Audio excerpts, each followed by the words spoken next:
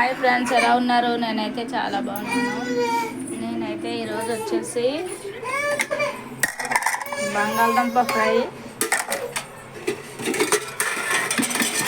పప్పుచారు, మార్నింగ్ అయితే లంచ్ అయితే ప్రిపేర్ చేయలేదండి. ఈరోజు మా వారు నేను శివాలయానికి వెళ్ళాము. శ్రావణ మాసం స్టార్టింగ్ కదా అనేసి ఈరోజు అయితే తొందరగా లేచి స్నానం అది చేసుకొని ఇంట్లో పూజ చేసుకొని టెంపుల్కి అయితే వెళ్ళొస్తామండి.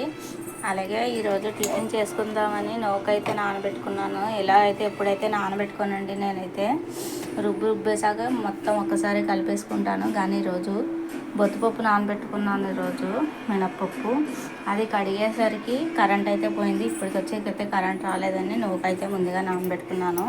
నేను అలాగే బర్వాటీలు కూడా తీసుకున్నాను. రేపటికి వస్తేనే ఫ్రెష్గా ఉన్నప్పుడే తురుముకొని పెట్టుకుంటే బాగుంటాయి అనేసి.